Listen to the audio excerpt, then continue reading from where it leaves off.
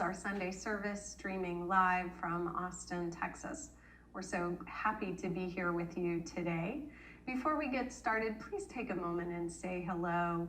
Let us know how you're doing, where you're watching from, and mostly we just want to connect our hearts with yours.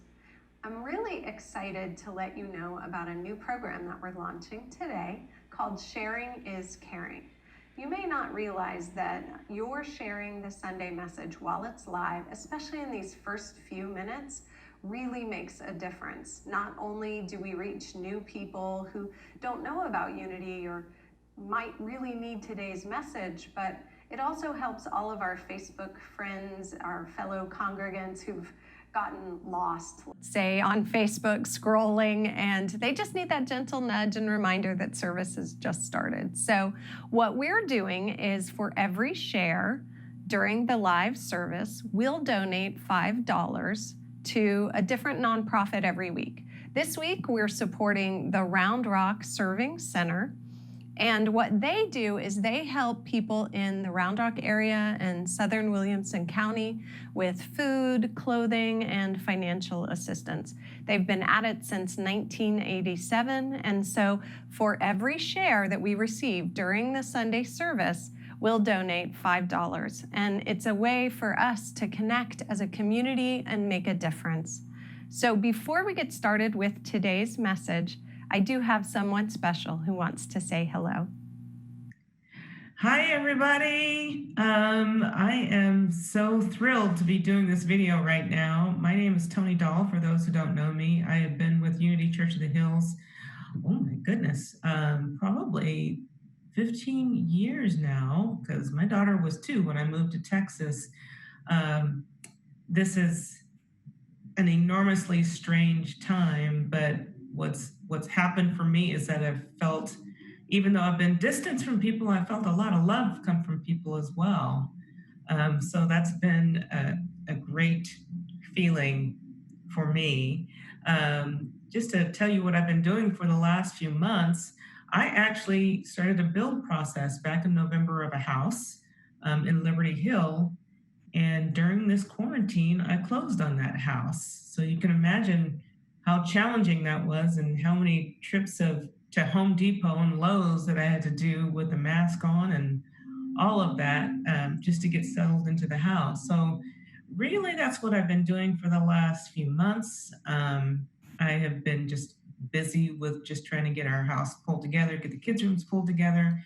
But I just enormously miss everybody at Unity. I miss being with my folks on the podium, my celebration family, if you will. I miss my Sunday dinners with Shonda. I am truly grateful that I have my health, but I cannot wait to see everyone and be back up on that podium at that stage and just singing to everybody and feeling the love and feeling the joy. So I hope everybody is well. I love you all, and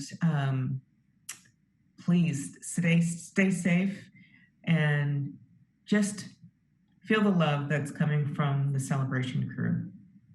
Thank you so much, Tony. It was so great to see you and connect with you. Just a quick reminder, we do have the Sharing is Caring program that just started. And for every share of the live service, we'll be donating $5 today to the Round Rock Serving Center. Thanks so much, and let's get started with our Sunday service. Audrey, the words.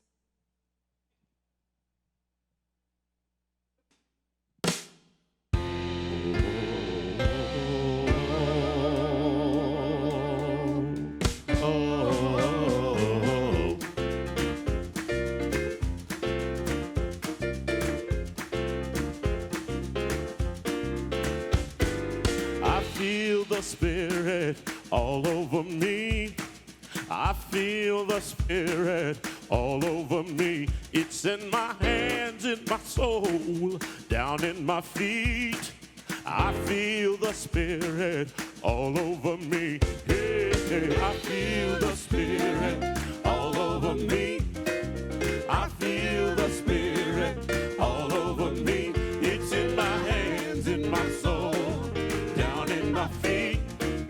I feel the Spirit all over me. I feel God's presence all over me. I feel God's presence all over me.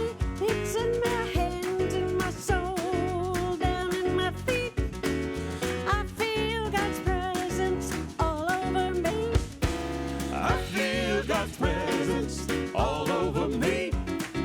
I feel God's presence all over me. It's in my hands, in my soul, down in my feet. I feel God's presence all over me. Moving, moving, moving down in my soul.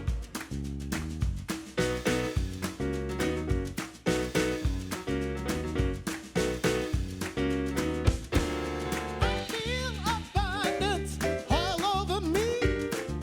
I feel abundance all over me. It's in my hands, in my soul, down in my feet. Ooh, I feel abundance all over me. I feel abundance all over me. I feel abundance all over me. It's in my hands, in my soul, down in my feet. I feel abundance all over me. I feel God's power all over me.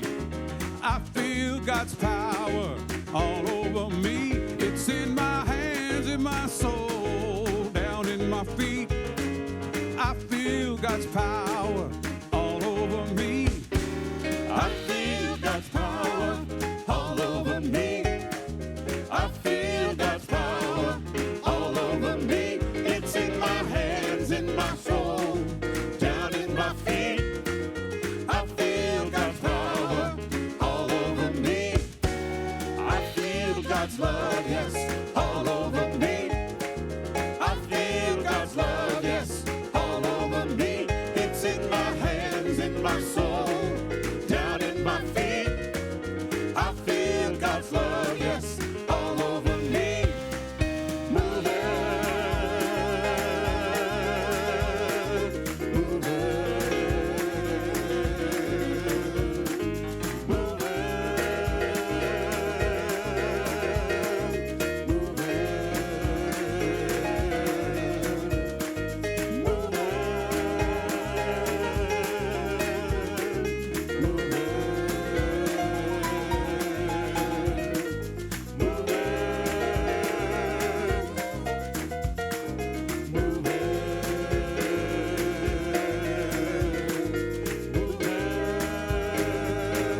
down in my soul, down in my soul. I want to thank you for taking the time to tune in with us this morning on Facebook Live and YouTube and even through our website. And as Tammy mentioned in the early video thing, take some time to share the service here with us on your Facebook Live this morning or on YouTube. Let your friends and family know that you're spending part of your Sunday here celebrating with us. We are so grateful that you were taking the time to watch today. And if you happen to be watching this later, just on the recorded playback, thank you for taking the time to do that as well then. Also, thank you, Celebration, for that wonderful, uplifting. That's one of my favorites, to get the spiritual juices flowing and everything. Thank you all very much for that this morning. Before we get started here, I'd like to ask for you all to join us in sending prayers and healing energy to our very own Dr. Raz. He's been having some challenges the last couple of days, got some pneumonia-like symptoms. He is over in the hospital right now, over in the Lakeway area. So we want to send him some prayerful healing energy and let him know that he is loved and held in prayer with us this morning. So keep him in your consciousness, keep him in your prayers, and we look forward to seeing him back real soon. With that, let's turn our attention to our mission statement. It'll show up there on your screen. I invite you to speak it out loud together wherever you are here. This is our mission statement here at Unity Church of the Hills. Say it with me. We put God first, celebrate life, serve truth, and empower people to transform their lives. We've been doing that here at Unity Church of the Hills for going on 25 years now. Our 25th anniversary is coming up this fall, so stay tuned for some special announcements regarding that in the coming weeks. We'd also like to take this time right now to recognize first-timers. If you are with us for the first time on Facebook or YouTube Live or through our website at unityhills.org, we want to thank you for taking the time to join us this morning and let you know that here at Unity Church of the Hills, we accept all paths to God. We know that all paths ultimately lead to God. So wherever you are on your path, we welcome you to join us here in that search for truth and in that communion with God. We want to thank you very much for taking your time, and then let your friends and family know about your experience here at Unity Church of the Hills. We know that wherever you are on your spiritual path, we will gladly meet you there, and that God is with us as well right there. If you want to know more about us, you can just type the word connect in the comment section, and then one of our ambassadors will reach out to you and get you some additional information. I'd like to let you know that after the service today, our traditional Going Deeper session is going to take a little bit of a left turn today. We're going to have a Going Deeper virtual gathering with our very own board president, Frank Phelan, who's going to be updating us on everything that's been going on in the background around here and how we are doing and what's on the horizon for Unity Church of the Hills as we move into the fall here. If you have any questions, be formulating those. You can drop those in the Facebook comments section during that Going Deeper session after the service. That will be on Facebook Live, so if you're watching on YouTube or whatever, you may have to get over to Facebook Live for the Going Deeper session there with Frank. Next Sunday also, we'll be doing a continuation of this where we'll have a Zoom gathering with the entire Board of Trustees and gives everyone an opportunity to check in and get to know our board a whole lot better. So we want to invite you to make plans now to attend that Zoom gathering next Sunday to connect with Frank Phelan and the rest of the Board of Trustees. And now as we get ready to prepare ourselves for our service time here together, I want to open with prayer, and I just gently invite you, wherever you are viewing this right now in your own space, if you're by yourself or if you're with a loved one and everything sharing this, I invite you both individually to just settle in to the space where you are, knowing that wherever you are, God is present there with you, and that all is in divine order as we open in prayer. We say thank you, thank you, thank you, living, loving Spirit. We realize and accept in consciousness that you are the great creator of all creation, and that we, each one of us, are created in the image and likeness of your creative Spirit. That each one of us being created in that image and likeness, we are created to be creators. And that all the days of our lives, that's what we are doing. We're moving about the universe, co-creating this experience with the one great creative principle that creates everything, including us. And we say thank you, thank you, thank you for this creative principle. Thank you, thank you, thank you for the inspiration of divine ideas that are literally swirling about our consciousness at all times and in all circumstances. That we are born in an abundant universe, that our nature is prosperous, and that we can be willing co-creators of this experience, and that we can create in the direction of love, peace, harmony, compassion, and goodwill to everyone, everywhere. We are so grateful for that opportunity to share the love of God, to share the truth of God, to share the wisdom of God, and to express ourselves creatively as we co-create this experience towards a greater, greater experience each and every day of our lives. And so we say once again, thank you, thank you, thank you, living, loving Spirit. We are ever so grateful. And so we pray in the name and the nature of Jesus the Christ. And so it is, and so we allow it to be. Amen. That wonderful, amazing, centering prayer.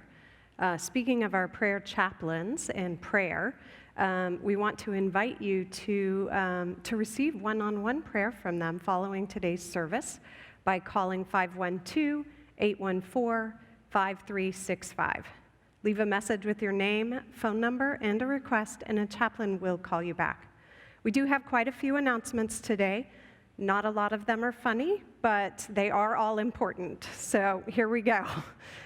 In case you missed it in the opening video, we have launched a new program called Sharing is Caring. For every share of today's service on Facebook while it's live, we'll donate $5 to Round Rock Area Serving Center. Each week, we'll pick a different nonprofit organization to support. If you haven't already shared today's service, please take a moment to do so now. Our cucumbers are in a real pickle.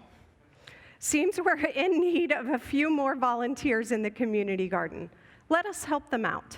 It's a great way to get outside and to get some exercise while you're at it.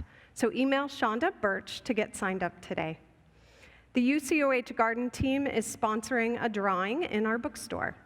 The photo on your screen showcases the incredible items that are included in the winning basket. You get one ticket by picking up some produce, which is available on a love offering basis. And you can get an additional ticket if you buy something from the bookstore. Bookstore hours are Tuesday through Friday, 9 a.m. to 5 p.m., and the winner will be announced on Sunday, August 30th. This is the last weekend for the school supply drive, benefiting Round Rock ISD families in transition. It's also tax-free weekend. Shonda will be here today until about 1 p.m., and then on Monday until 5 p.m. to receive any drop-off supplies. And thank you to everyone who has already contributed. Take a journey through history to explore the roots of unity. Beginning on Tuesday, August 18th, Reverend Mary Grace Sorensen will be offering the history of New Thought and Unity via Zoom. This class can be taken for credit, and we are offering 2 different price options. Learn more and register online at unityhills.org. The non-dualistic teachings of A Course in Miracles challenges every belief, thought, and perception that you have ever had about yourself, others, the world, and God. Join Jennifer Feiereisel, longtime ACIM student and practitioner, for a year of in-depth study. The 2020 series promises to be thought-provoking and paradigm-shifting, and begins with a 15-week series starting August 20th or 21st. The workshop is offered on a love offering basis, and you can learn more and register on our website. Whether you have been to a previous ladies' high tea or not, all female identifying individuals are invited to a special virtual high tea. We're packing the tea with lots of fun, from tea totes to a virtual fashion show to door prizes. This year's tea is one you do not want to miss. And the best part, it's free. We do have some sponsorship opportunities to help us cover the costs, but we don't want any lady left behind. The tea is on Saturday, August 22nd from 2 to 4 p.m. And we're even offering Zoom rehearsals at 10 a.m. and noon that day for the tech shy. So register online. Parents, drive your kids to the UCOH parking lot on Saturday, August 22nd for a Fly Up Sunday parade. Drivers will toot their horns and kids will hold their decorated wings out the window as they ride in the parade. Every child receives a cupful of grape tomatoes, and it will all be done with proper physical distancing as we celebrate all of our youth flying up to their new classrooms. Then on Sunday, August 23rd at 1 p.m., we will host virtual open houses for our kids to meet and greet teachers, angels, and fellow classmates. Contact Linda Hancock for more details. The nominating team is still in the process of identifying individuals to serve on our Board of Trustees, and you have until August 21st to submit candidate recommendations. The online submission form can be found on our website.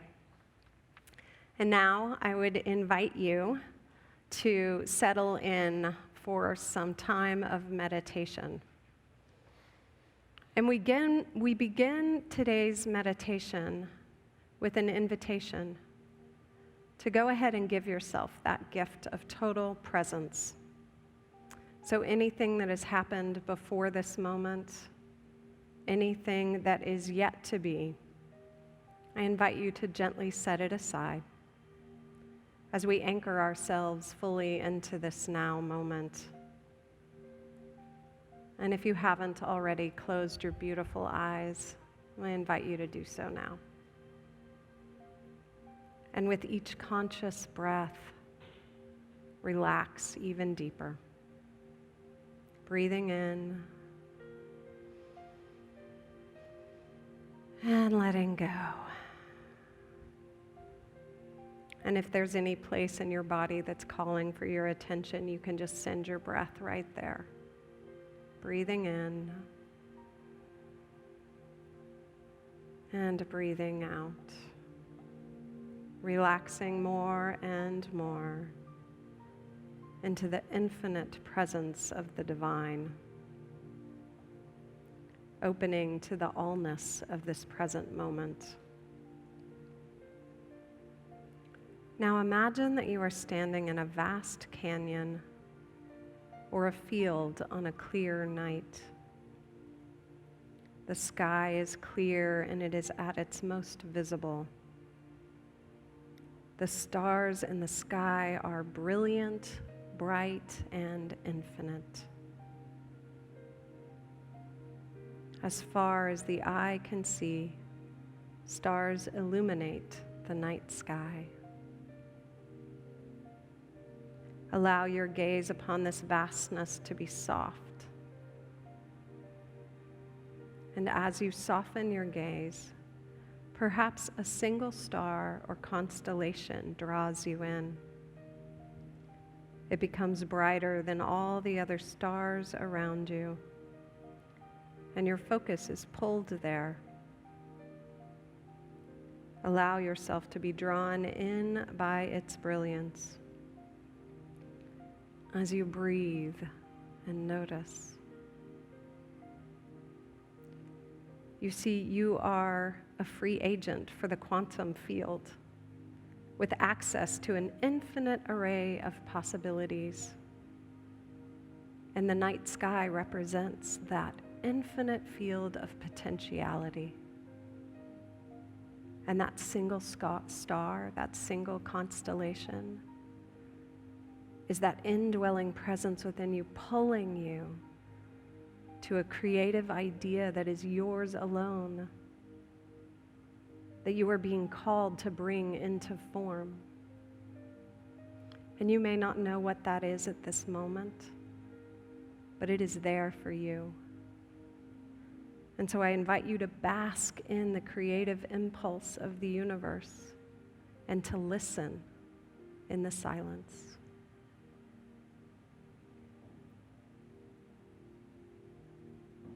Field of infinite possibility, supported by a loving intelligence that wants us to thrive.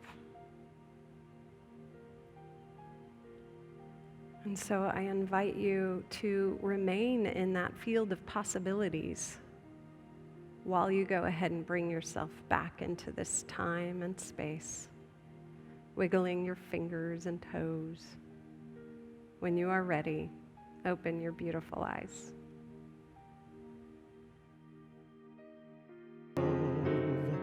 My joy,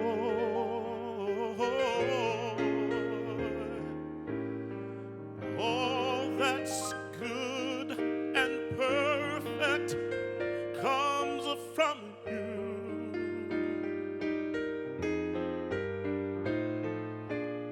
You are the heart of my contentment, the hope for all I do. Spirit, you are the center of my joy.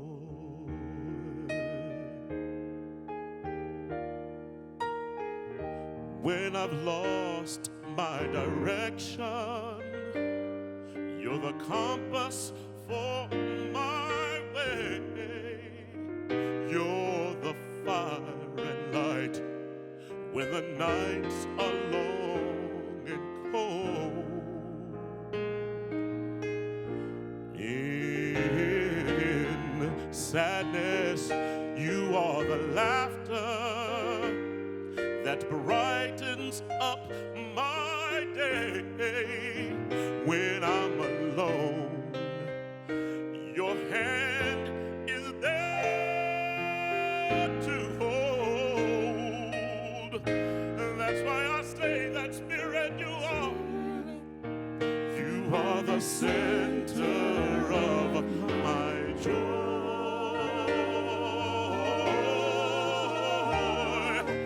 All that's good and perfect comes from you.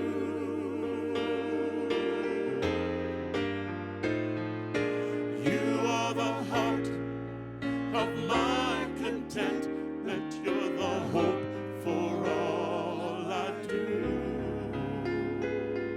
Spirit, you're the center of my joy.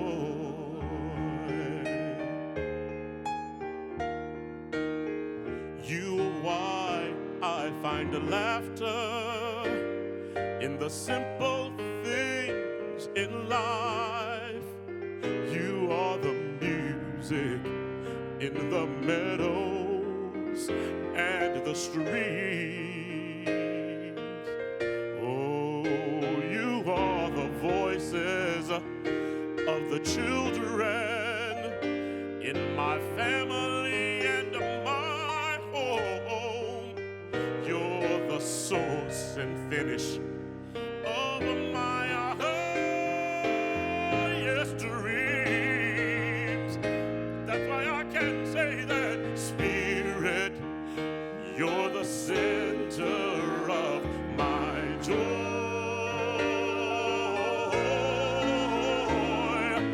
All that's good and perfect comes from you.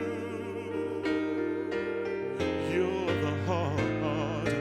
You are the heart of my contentment. You're the hope for all I do. Spirit, you are the center of my joy. Spirit, you are the center of my joy. Spirit, you are the center of my joy. Spirit, you are the center of my joy. Spirit, yes, you are. You're the center of my joy. I said, Spirit, you are the center of my joy. Spirit, you're the center of my joy. My joy. Oh, my joy.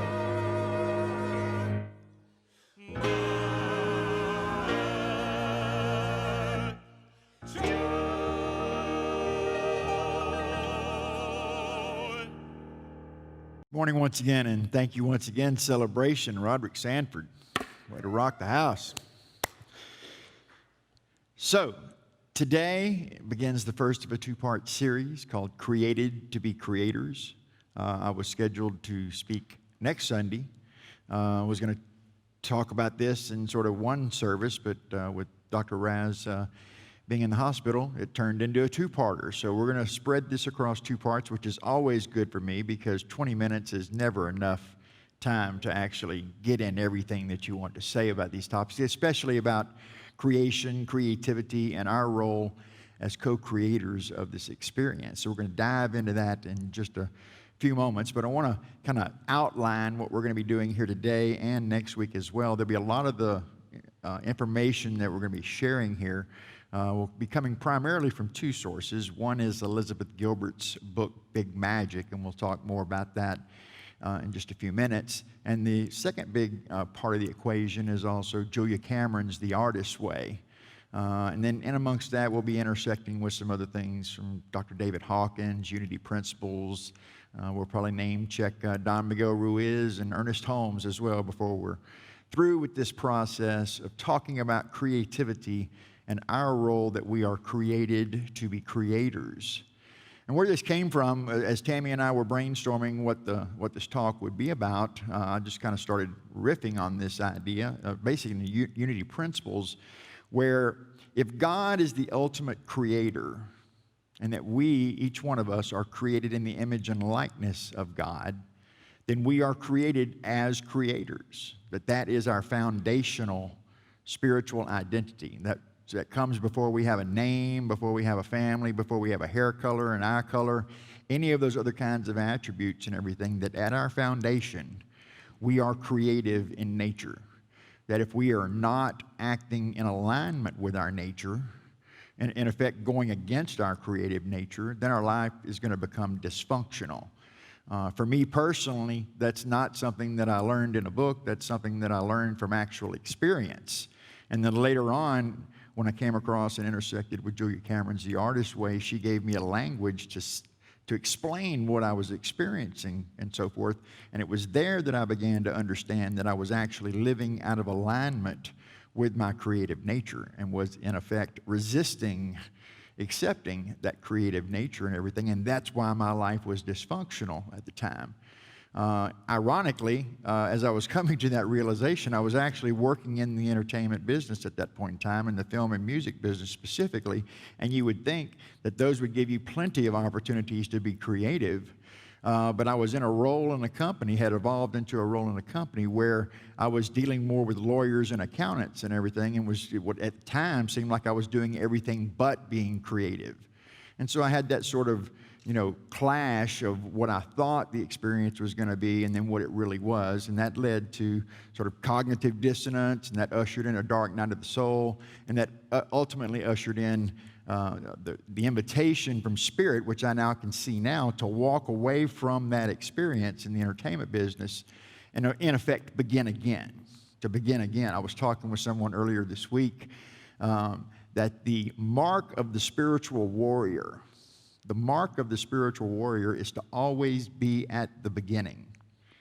And the way I internalized that was that to have an attitude and consciousness that I'm always at the beginning keeps me open to learning. That I never get to the point to where I think I've figured it all out and I've found the secret to life and everything, that there's actually more still to experience, there's more still to learn, and that the more I can keep myself in an open position, the more able I am to learn from my experience, to be present in the present moment without having to think that I've already got it all figured out. So to be a spiritual warrior in this sense is to always adopt, to have as my primary motivation to be open, to be at the beginning so that I can be present with Spirit, so that I can be present with the creative process, and to always feel like I'm there at the very beginning. It reminds me, when I think about that, it reminds me of Jesus' teaching that if we want to see the kingdom of heaven, to learn to be like these children.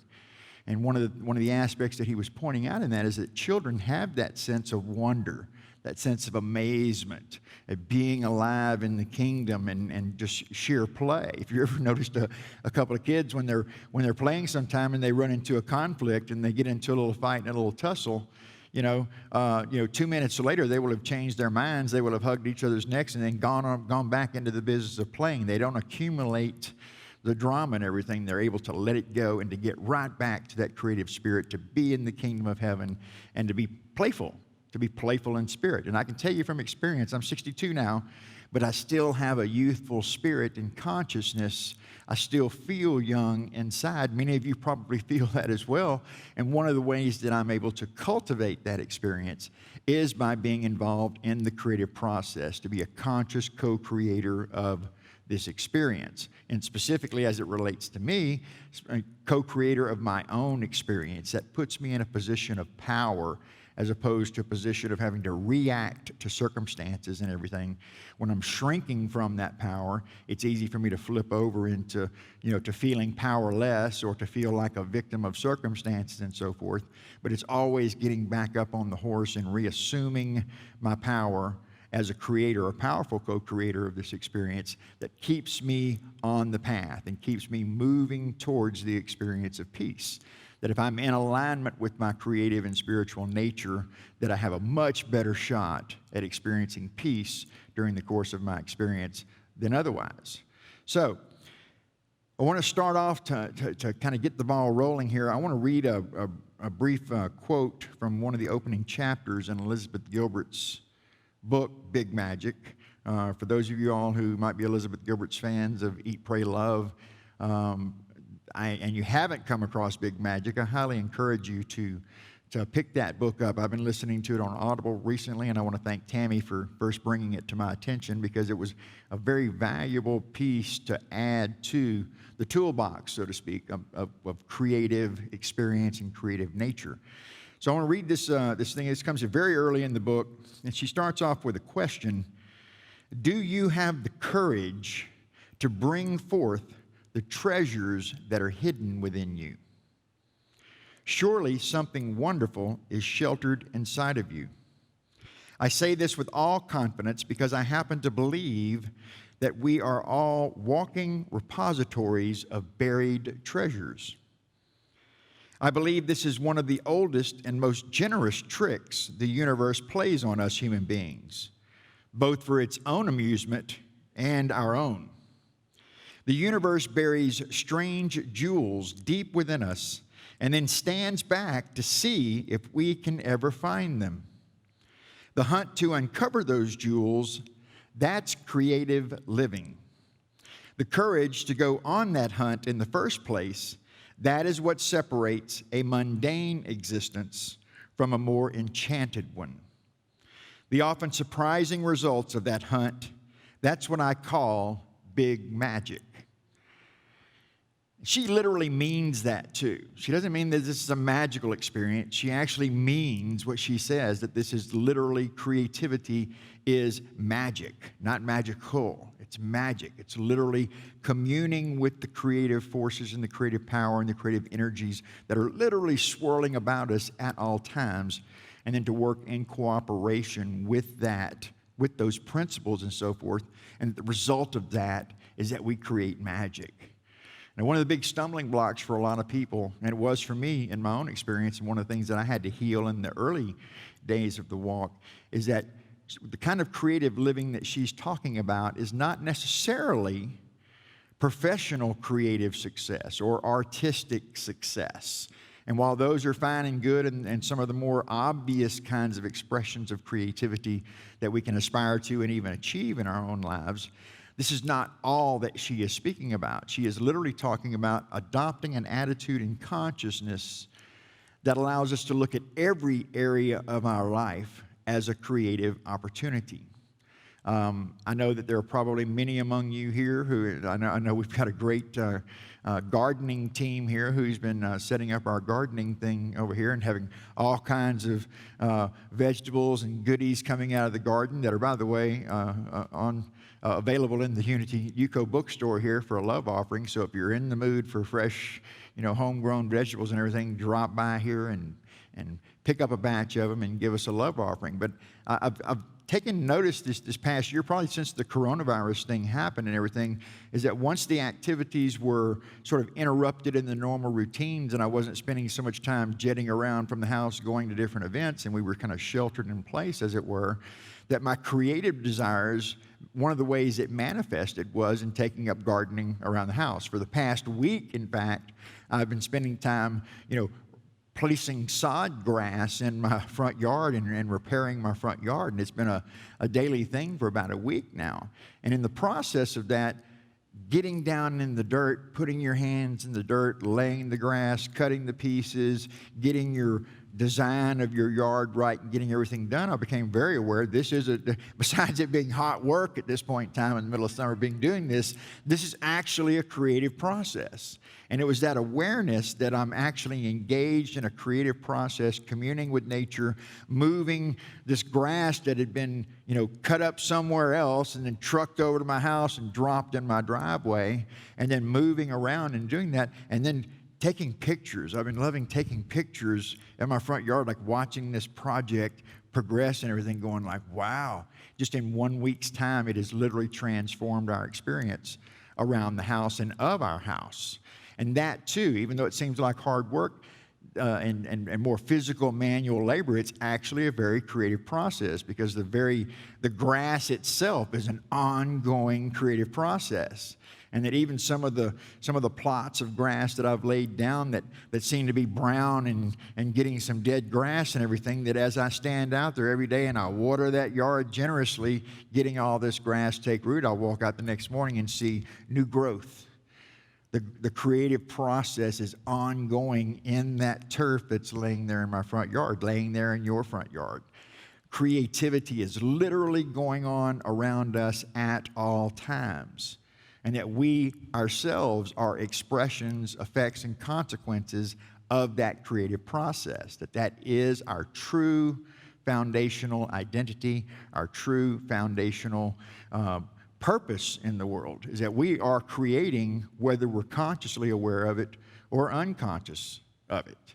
It's not a matter that we are creators. The only variable between us, so to speak, is what are we creating with our, through our experience, with the opportunities that are available to us, because we are creating one way or the other.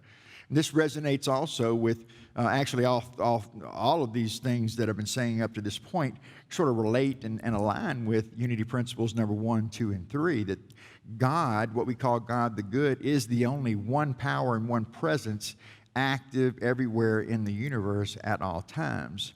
And that while it may be fine for us to call it God or Spirit or living, loving Spirit or the universe or any other name that we could attach to this principle, that at the core of it, once we start looking at the characteristics of this principle, two things come to mind right off the bat: that God is love and God is literally creativity. God is literally creation itself.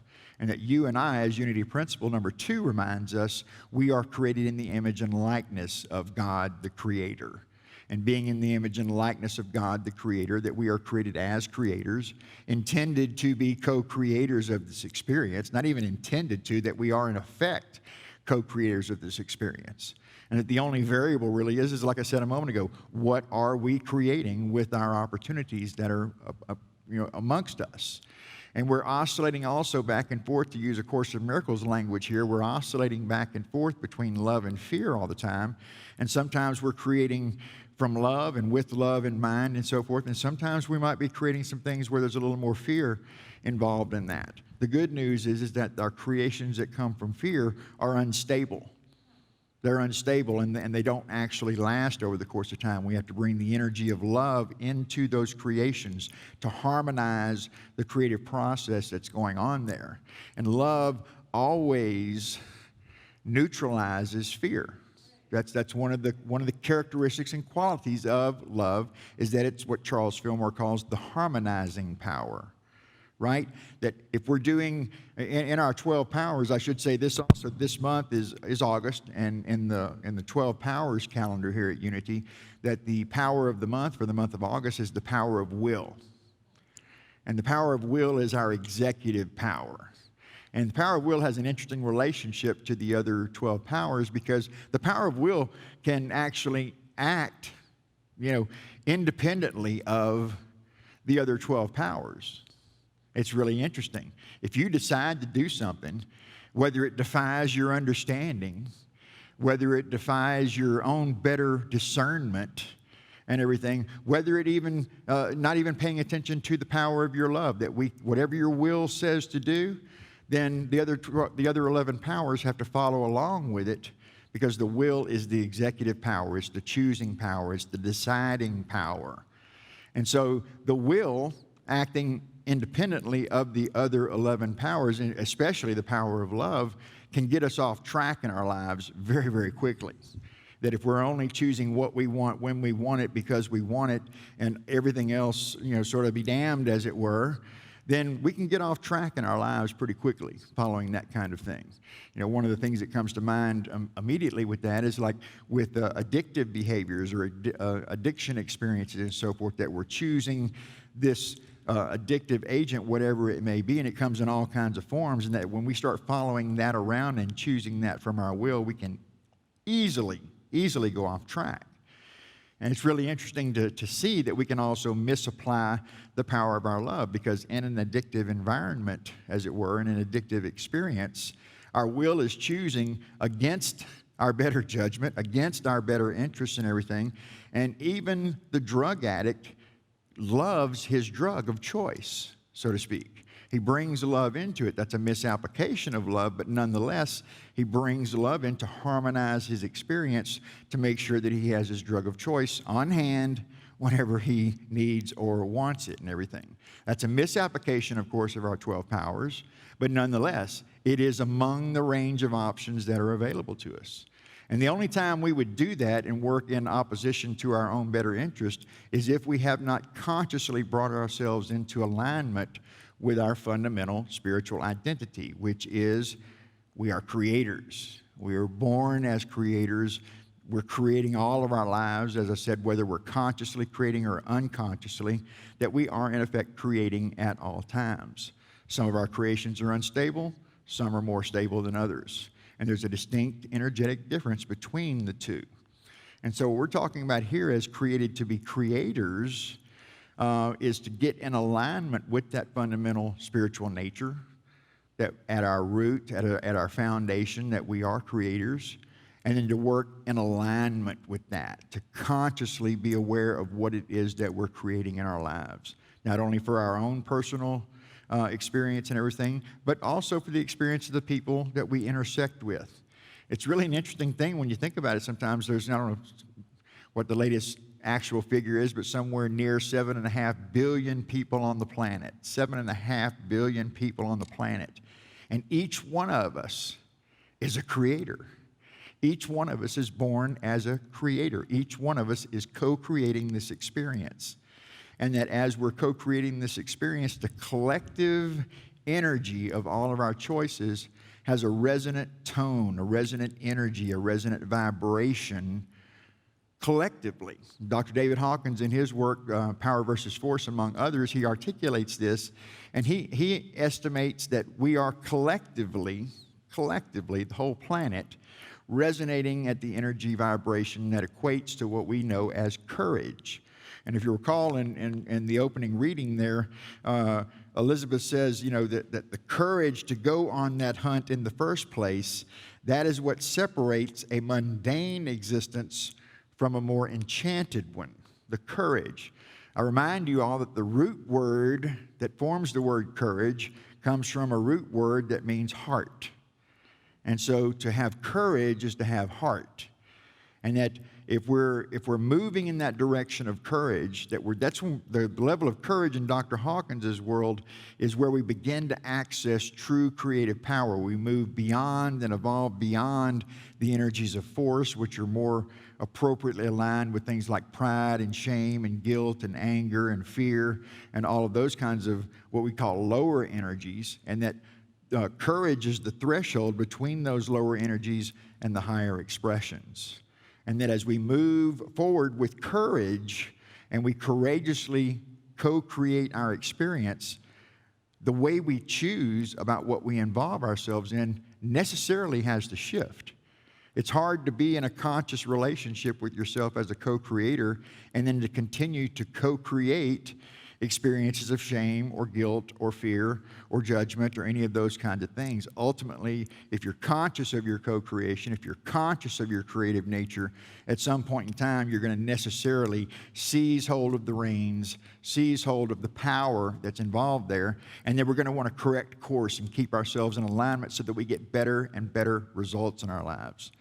And as Elizabeth Gilbert reminded us, that creative living is not just for professional or artistic, that it's literally in every area of our lives. I was watching Celebration Sing the song right before the talk here a moment ago. And I was sitting over there in the wings, and I was watching. I was like, look at that. They're creatively expressing themselves on a song that someone else wrote. Matt's over there playing the piano, and then he's got all kinds of other tools that's adding rhythm and drums in there. He's like a one-man band over there today, right? And all of these folks are up here on stage singing through microphones that, by the way, are wireless microphones. And they have in-ear monitors. And every single one of those tools that they were using, each one of those is a creative product, is a product of creativity, is a product of creation. I mean, even Nikola Tesla is present with us this morning because we're using wireless technology, right? So all of the competence and all of the creative energies of a whole bunch of people that are nameless to us at this point in time that we don't know went into creating the products that we're using. I haven't even mentioned the cameras.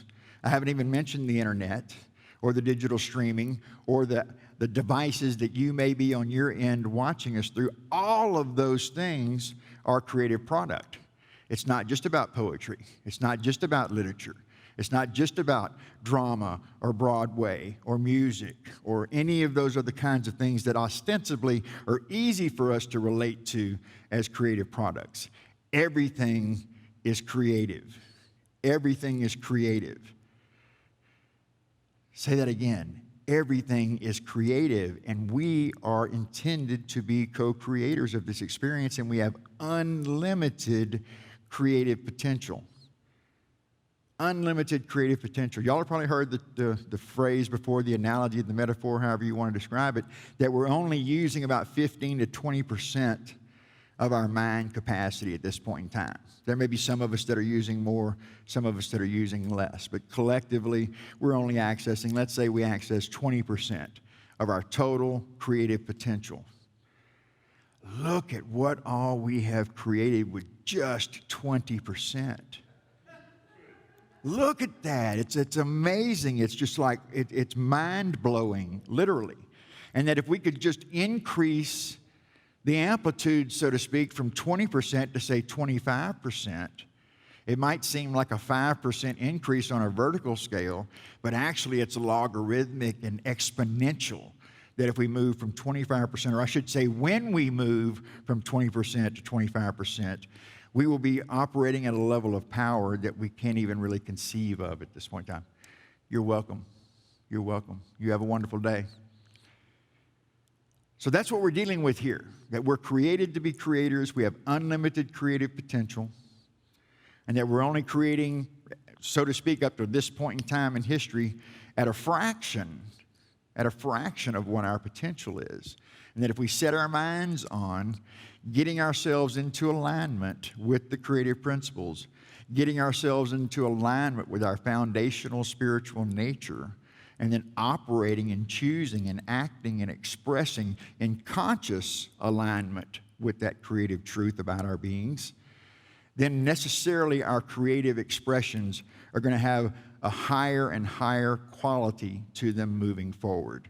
And we can literally solve all the problems that we now seem to be experiencing. And I think that each one of these problems that we're seem to be experiencing in the world are invitations for us to go to our co-creative nature, to go to finding solutions for these problems. At some point in time, we have to move beyond just pointing out the problem and actually come up with creating solutions to the problem, because we can't stay stuck in just articulating the problem. We have to move forward. And it's wonderful news to know that we are born as creators, we are created as creators, we are created to be creators, and that we have unlimited creative potential. I don't know about you, but for me, that's very exciting news. It's enough for me that when I learned this news 25 years ago, it was enough of an invitation and enough motivation for me to rewire my life, to begin to get myself into alignment with that creative truth of what my being is, who my being is. And so I invite you to bring that energy into your own consciousness this week. Next week, in part 2, we're going to dive a little bit deeper into Julia Cameron's work, The Vein of Gold, The Artist's Way, and so forth. And we're kind of move ourselves towards entering into an agreement, a contract, if you will, with our own creative nature. And that moving forward, that we Lay hold of the creative power that is available to us. Lay hold of the creative power that we were born to demonstrate, that we were born to express. And I promise you from firsthand experience, and many of you may already know this in your own lives, but I promise you in my own experience that when you align yourself with that creative power and you begin living authentically your truth, your life is going to improve across the board in every area. The quality of your relationships, the quality of your living experience, the quality of your own prosperity consciousness, and the quality of your creative expressions. And we'll dive more into that next week and talk more about Julia Cameron's work in there. But once again, in closing here, we'll probably name check Elizabeth Gilbert again next week and everything as well.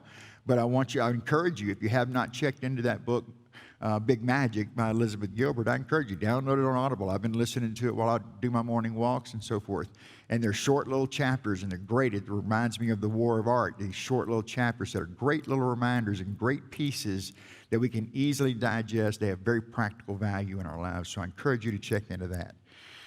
So with that, I want to move us into a closing prayer here as we begin to steady ourselves in this awareness that we are created as creators, that we are created by the one true creator of all in the image and likeness as children of that creative principle, and that we've been going about the business of co-creating this experience. The goal for us to be is in the position to where we are consciously co-creating this experience, that we are consciously aligning ourselves with the creative power of love, with the creative principle that activates and animates our lives. And we are ever so grateful for the power in the presence that does this for us. I'm reminded right now in this moment that it is not I, but the Christ within that does the work. It is not I, but the Christ within that does the work. My work is to connect with that indwelling Christ presence, to align myself in consciousness with that Christ presence, and then to move about my life, expressing the individual Christ that I am. We are not to be concerned with originality. We are to be more concerned with authenticity. And so we say thank you, living, loving Spirit, for providing us with all of the means to activate and express our authenticity, to express our true nature as creators. And moving forward from right now, we resolve to be consciously co-creating this experience and to be moving our experience ever so deeper and ever more correctly in alignment with the harmonizing power of love. And so we say thank you, living, loving Spirit. And we pray in the name and the nature of Jesus the Christ. And so it is, and so we allow it to be. Amen. So as we begin to move towards our closing here today, I want to take a moment here to bless our children as we bring them into a prayerful consciousness. We want to recognize that all of our children, our youth, our angels, and our teachers, even though they're not physically present with us here, they are present with us in consciousness. And so if you know this blessing, I want to invite each one of you to say it where you are right now, to speak it out loud with us. Children, youth, angels, and teachers, we love you, we bless you, we appreciate you, and we behold the Christ you are. Amen to that. And now is the time in our service when we get to support our spiritual community and practice the law of circulation and to cultivate that consciousness of prosperity and abundance by giving our gifts to our spiritual community. And there are a number of ways for each one of us to give. They're showing up on your screen right now. You can text to UCO at 77977 right on your phone, and you can make your offering there. You can go online to our website at unityhills.org, or you can align with our Facebook page as well.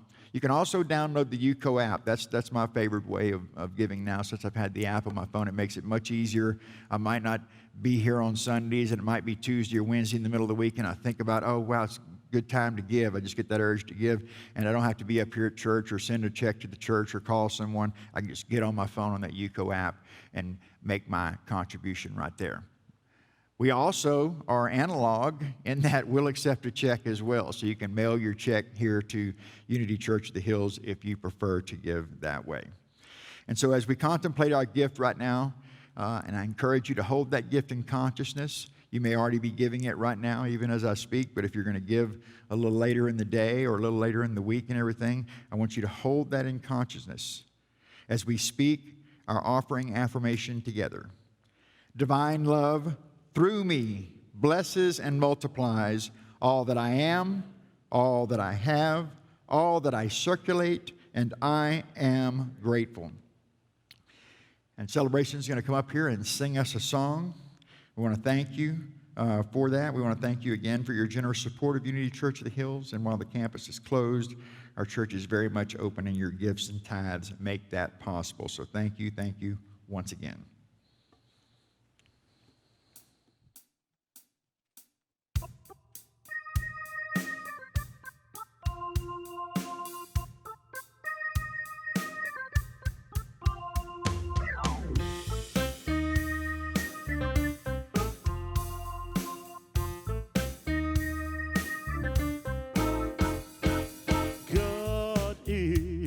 The strength of my heart, and will be so forever.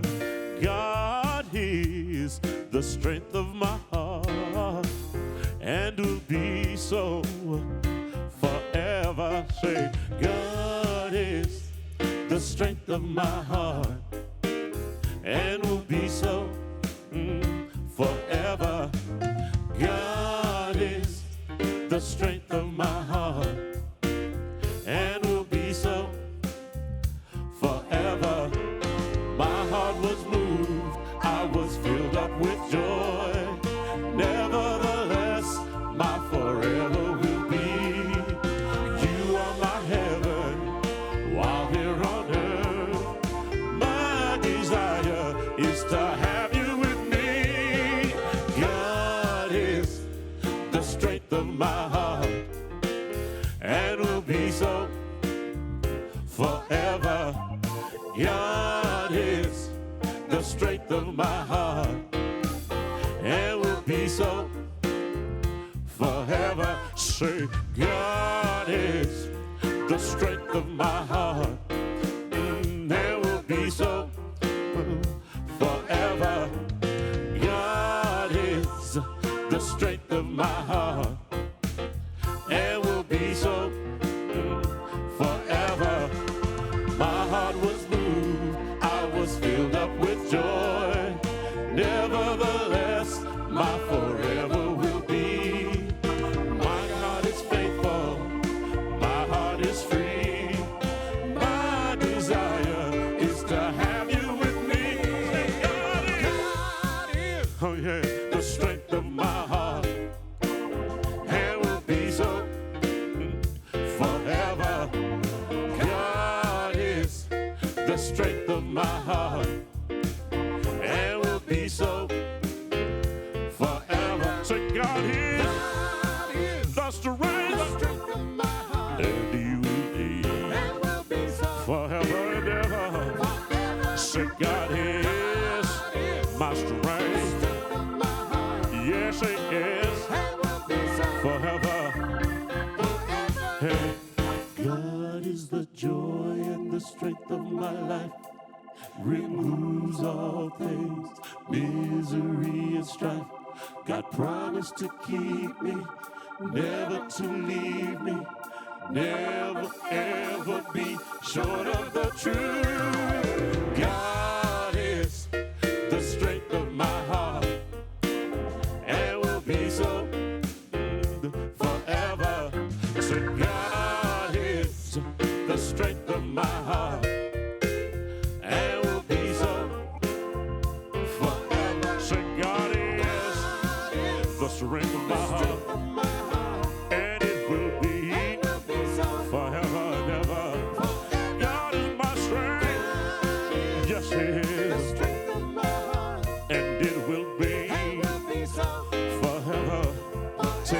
say, God is the joy and the strength of my life. Removes all things, misery and strife. God promised to keep me, never to leave me, never ever be short of the truth. God is my way out of no way. God is my healer each and every day. God is my rock and He is my shield. God is a wheel in the middle of a wheel. Say, God is my help. God is my strength. God is my shelter. I said, God is the strength of my heart, and will be so forever. Thank you once again, Celebration. Rocking the house this morning. Those are some of my favorites. All the songs today were great. I want to remind everyone, we do the school supply drive reminder that if you haven't taken advantage of the tax-free shopping yet, there is still time, and our school supply drive runs through Monday, August 10th, which is tomorrow, and we'll be open from 9 to 5 tomorrow specifically to receive your school supply contributions. So you can bring those and drop those off here at the church, and we'll make sure those get to their destination. Once again, I want to invite everybody to be sure to stick around for our conversation with our board president, Frank Phelan, immediately following the prayer for protection, which we're going to get to in just a moment. So give us just time to rearrange the stage here and hang in there with us on Facebook Live. And Frank Phelan and Tammy Lorraine will be up here in just a moment. If you do have questions for Frank, be formulating those, drop those in the Facebook Live chat, and they will get to those during the discussion.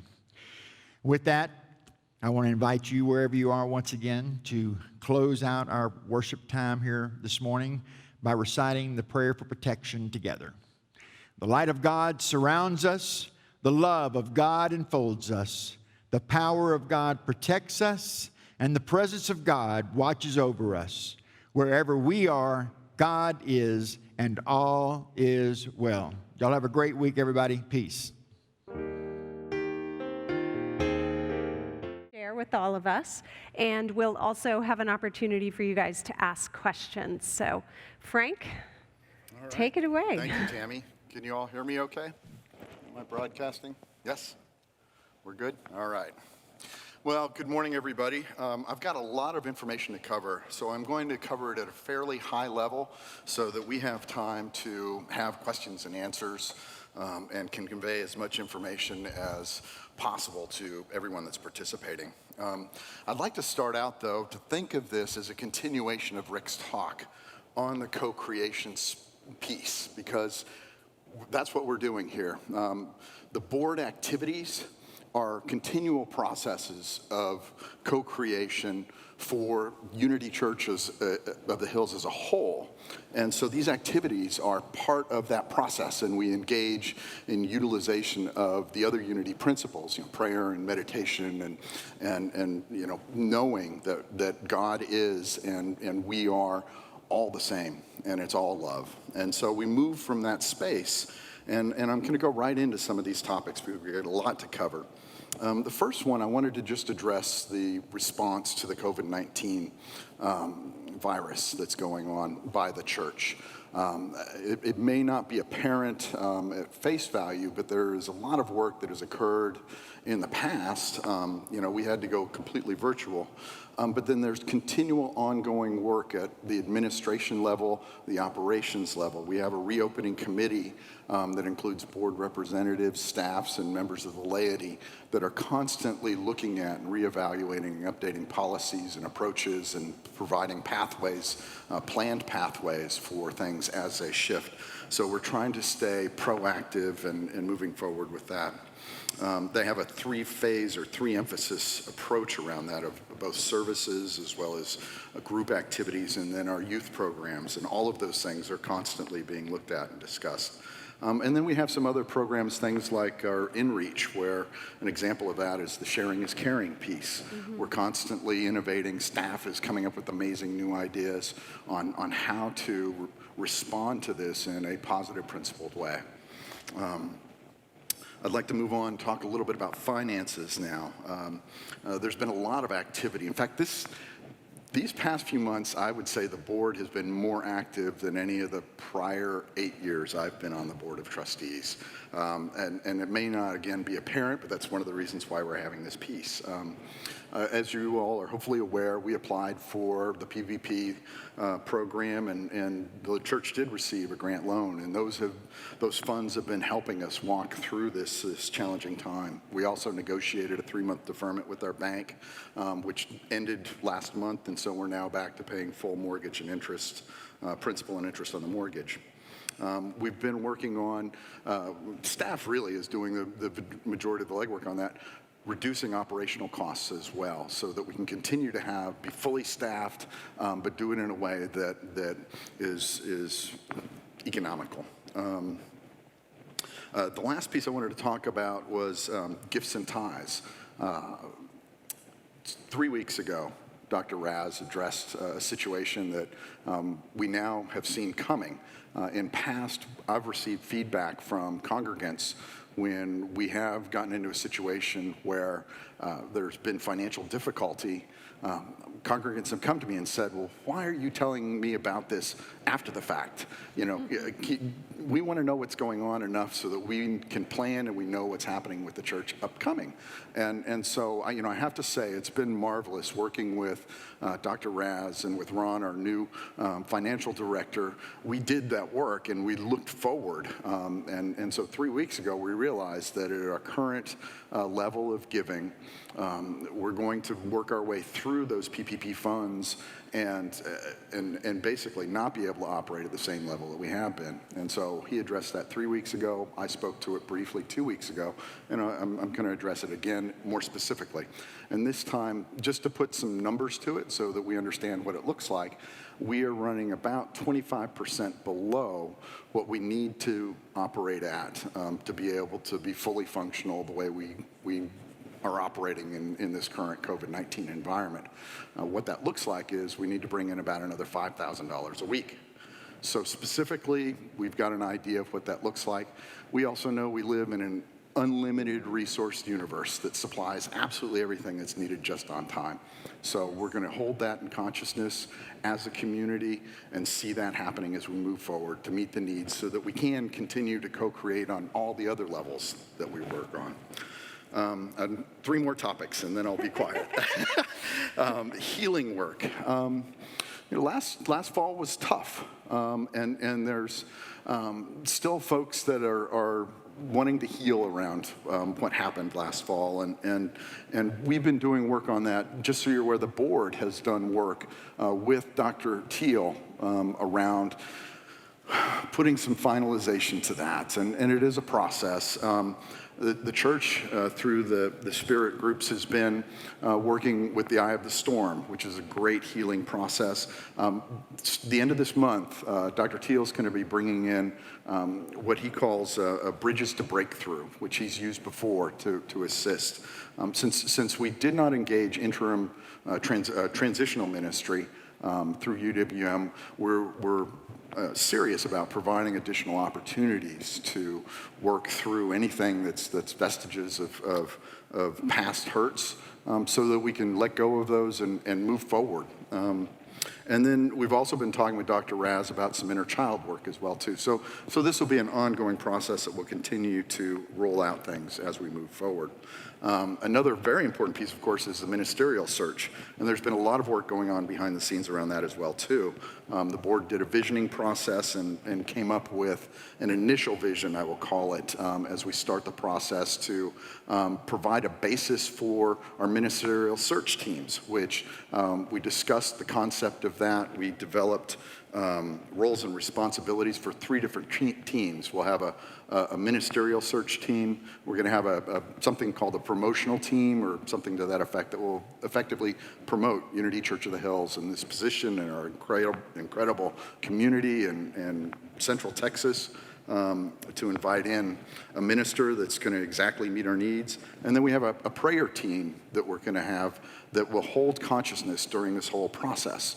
And there are a total of 24 people that are going to be participating in those 3 teams. So it's a powerful group too. I'm really, really pleased. All the board is very pleased with the folks that are going to be participating in that. And know that there are going to be plenty of opportunities for congregate input, for viewing ministers here, candidates that we've vetted that look like the right fit. So that process will continue to unfold. And we're activating the teams right now. Kickoff meeting is imminent, and so those are going to be moving forward. We did receive a question earlier about elections, and so I'll go ahead and address that right now. We have 3 3-year terms that are up, and the current board members that are up for re-election are Mary Spangberg, Sherry Ross, and Ellen Fannin. Now, both Sherry and Ellen have committed to rerunning for their board positions, and Mary has decided that she's served enough. And Mary, you have served enough. Yes, She has spent more time on the board than anybody else at this church, and we're grateful, and thank you, Mary, for all your service. We're so grateful. The nominating team, which geared up in April, is moving forward. They've been accepting nominations. We'll be accepting those through to the 21st, I believe. And so you can go online. There was an email that just went out with the link to be able to make suggestions. I know we've had a number of candidates put forward so far, so the nominating team is already going through that rigorous vetting process that goes into that. I think the only other thing I wanted to add was that next week, I wanted to remind everybody we're going to have the full board here. One of the things that we got messaging on for a long time was the inaccessibility of the board, and we do want to remain accessible. We have the From the Boardroom piece. We now have individual board emails, and then we wanted to continue ongoing dialogue. And so what used to be the new person's reception morphed into a congregant reception, and then now that we are in the COVID-19 operation, we wanted to start doing this virtually. So I'm going to go ahead and wrap it up here, and I just want to say thank you, and we'll go move into questions. Yeah, and I'm sure all of you have been listening intently. I thought I talked fast. That was a lot covered very quickly, Frank. Thank you so much. And that virtual gathering with the board will be next Sunday at 1 p.m. on Zoom. That link is up on our website. And I did want to say that for the Roger Teal event, that is like a brand new thing. It's not even on our website yet, but we will have it up there ASAP for you guys to be able to register. So I know I saw a question come through, and if you guys have questions, now's a great time to start typing them in there. Oops, scrolling too much. Sorry, guys. Are there concerns that we will be faced with only a few candidates to consider for the ministerial position? And how is the board taking steps to ensure we have a good bench to select from? That's a question from one congregant. Absolutely, great question. And one of the things I want to emphasize is that I was not on the search team the last time we went into the ministerial search, and I know that team set about progressing in a way that was very logical in terms of looking at every single Unity Church in the United States and going through that process. This time, one of the directives that I feel very strongly we want to give to our ministerial search team is to also emphasize the intuitive part and the open part. And so one of the things that we're doing, because there are ways to bring in folks that may be from outside Unity Church and then have them become Unity ministers in the role as a minister, we're broadening the scope of the search this time. So we'll have more candidates, and there are additional networks of folks that we have now available to us as a result of opening that up. One of the things that I do want to stress and be very clear about is that I know there are some folks that may have had concerns about the fact that, we presently, our current minister, interim minister, is not a Unity minister. We are a unity church, and we will remain a unity church. And so I just want to state that plainly, so it's not a concern. It doesn't need to be anything that has to be run through the ringer, and we're gonna stay a unity church. But I'm confident that the right person is going to be placed here to respond to our consciousness. And we, the board, has already gone through and done an initial vision that incorporates some amazing traits. So we are ambitious with regard to our vision for this community. Thank you.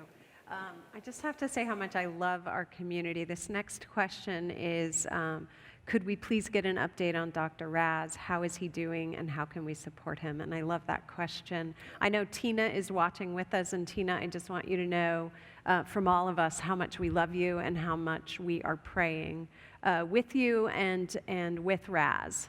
So do you have any additional updates? Well, I know. I spoke with Tina yesterday, and Raz is doing okay. She is unfortunately unable to spend much time with him because of the COVID-19 protocols. But in some ways, he's being taken care of. My greater concern has been for Tina, who came down here and is not by herself. The church has been supporting. Shonda was able to help pick her up from the airport, and she has standing offers for company and support as she needs it. So we really want to support both Raz and Tina through this time as we move forward, and we'll continue to update everybody as we know more. Beautiful, thank you. Is there more you want to say? I'm surprised that our congregation doesn't have more questions. I'm shocked. I know you guys have questions out there. Let's see, I did just get a new comment. Let me see if there's a question in there. Anything, though, that you would like to add, Frank, to what you've kind of already shared? I have to admit, I'm really surprised. I thought there would be more questions. I think the ministerial search piece is such a large piece of that creative process that we get to engage in. And so I really want to encourage everybody to look inside and ask yourself, what is the teacher, the leader, the inspiration, the consciousness that I need for myself and for this community? We've had some amazing teachers here, and the universe has grown our church to a point where we have a church that can effectively operate without a senior minister. We've done it before. We're doing it in this moment because so many folks here have been brought up in their consciousness, in their knowledge, in their practices, in their dominion, and we continue to do that. I think of all the people that have grown here and then carry things out. Reverend Donna, Reverend Eileen, Reverend Linda, to name a few. We have folks like Clay, who started the Men's Fellowship Network, and that's broadened. And so there are a lot of examples of those sorts of things. And so I'm really curious as to the person that's going to take us to that next step. But I know whatever it is, it's this person or these people are going to be amazing. And so looking inward and asking, what do I want the universe to provide for my own spiritual growth, I think is an important piece. And our prayer team is going to be formulating a prayer, an affirmational prayer around who and what that entity is going to be and look like. And we'll have that opportunity then to practice that and hone that and employ that in the engagement process of bringing in our new spiritual leader. Thank you, Frank. So I just have a couple comments and then another question. So Kim said that you provided so much great information. That's probably why we don't have a lot of questions. And yes, you did. You were very thorough. And then James wanted to give us a shout out to all the leaders for demonstrating such an elevated consciousness and stability during an uncertain time. Thank you, James, for that sweet compliment. And that goes to all of the members of the board if you're watching, for sure. So let's see. We've got two questions now. So this one, to increase the giving 5,000 a week seems like a lot, but how do we break that down in a way that gives everybody a little reference? The example given is 100 people give $10 more a week. So I think you kind of answered the question, but maybe if there's more you want to say around that. Well, yes, I think, so yes, we could do the arithmetic, and, I'm an engineer, I love math, and so we could do all the arithmetic and break it down to what does this look like in terms of dollar per person and so forth. We've always shied away from that a little bit because there's a big swath of how people participate, and not everybody has the same set of resources available to them. And so for some people, it may be a few dollars, and for others, it may be a few thousands. And that, so we want to honor that. So I think the way to look at it that anybody can apply to their own personal giving is as a percentage.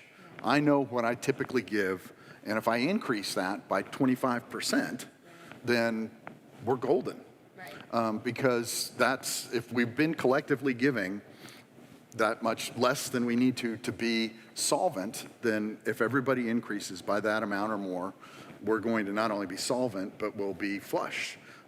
We aren't in dire straits yet. And we never have been. You have never had a panicky board. Yeah. Yes, that is so true. We've got reserves at this point, but we're looking forward. Again, this is an advance notice of saying, we need to increase what we're doing so that we can be solvent as we move through, as we exhaust the remainder of the PPP funds, that we can stay fully staffed, so that we can continue to operate, provide. I'm so blown away at all of the programs and so forth that have been done. The school supply piece, the sharing is caring, the garden raffle.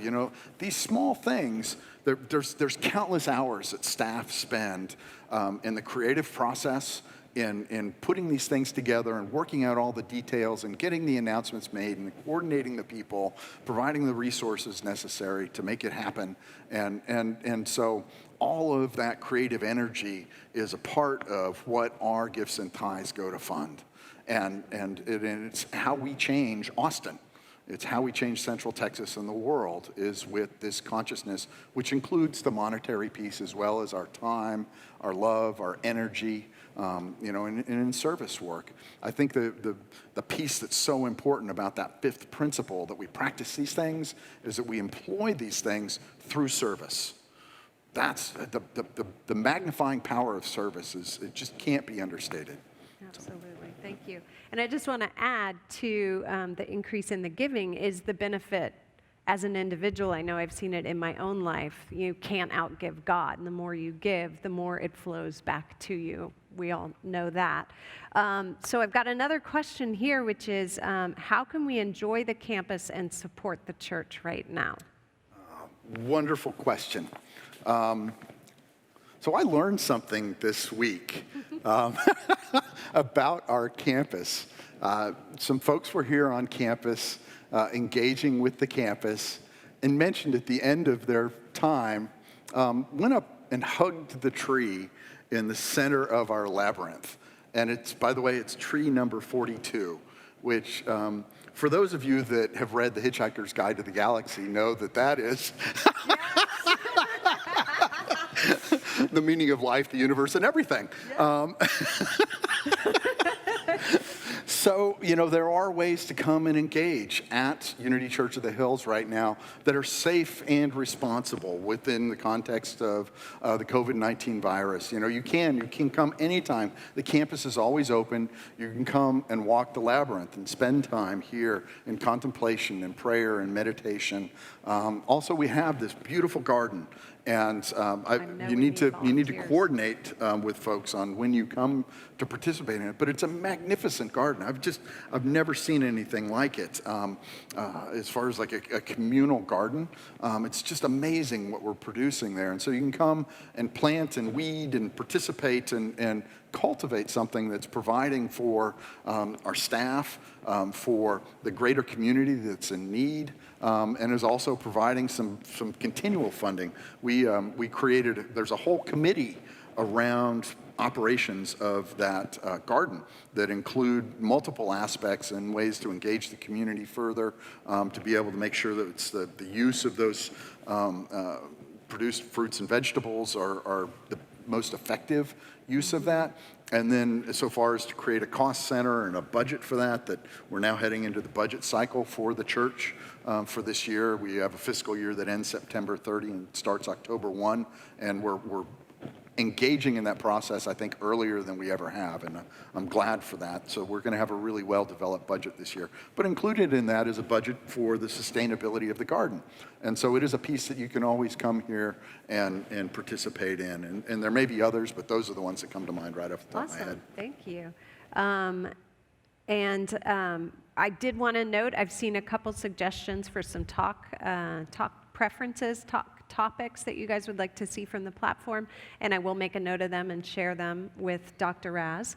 And so I did want to ask this next question, which is kind of around maybe touching on some of the operational cost savings that we've had. I know you kind of asked me to maybe talk about some of those, so I'll do my best. And I know there are probably a lot more I don't even know about, but we have closed Unity Oaks. And as a result of that, we've cut down way down on having to run the AC in there, having to have it cleaned. A lot of cost benefit from that. Jennifer was spot on early on getting with the printer that we rent from and getting basically a massive reduction in the cost for that. And I know that there are others, but those are the two that kind of come to mind right now. So let me see if I have any other questions in here for you, Frank. Let's see.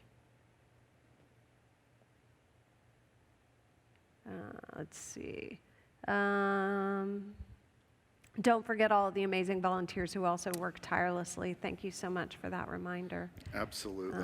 So I think I caught them all. So do you have any closing comments? Well, I do want to, all of my prayers these days seem to start with gratitude. And there is so much for us to be grateful for here. And enumerating them, I think it's worthwhile. And so I appreciate that last comment. We have this phenomenal congregation. And we have literally hundreds of volunteers that participate in the ongoing functioning and development and growth of this community. And I have to say, service work is an act of faith. If I spend my time, my energy, my resources to do something for somebody else, I'm not engaged in doing it for myself. And so it's an act of faith that my needs are met. I'm being taken care of. I can go do this thing for somebody else. And so we have literally hundreds of people that are in that space where they have this faith that they know they can spend this time to help out our community and the community at large. And then our staff. We have a staff that's just phenomenal, that's lovely to work with. When Raz went into the hospital, we kind of reverted back into a mode where I was more involved with the operational piece. And I have to say, my heart just sprang with joy at being able to be back and be involved with this community at that level, because we do have such amazing staff. We have our board of trustees that is so devoted. We have our ministers, and we have really multiple ministers when you think about it. And so there are so many folks here that are doing such amazing things. And I'm so grateful for that. It continues to grow me and challenge me. And I know for all of you all too, that's all here. And we are being stretched, are we not? Yeah. Well, we love you guys so very much. I'm so grateful for all of you who've stayed on to listen and to connect with us and to share your questions. Just a reminder that you'll have an opportunity with the entire board on Zoom next Sunday at 1 p.m. via Zoom, and that's our virtual board gathering. And you'll be, depending on the number of people, we can do breakout rooms, you can talk one-on-one. It'll also be an opportunity to connect with your fellow congregants. So Please join us then, and in the meantime, have an absolutely beautiful and fantastic day and week. We love you.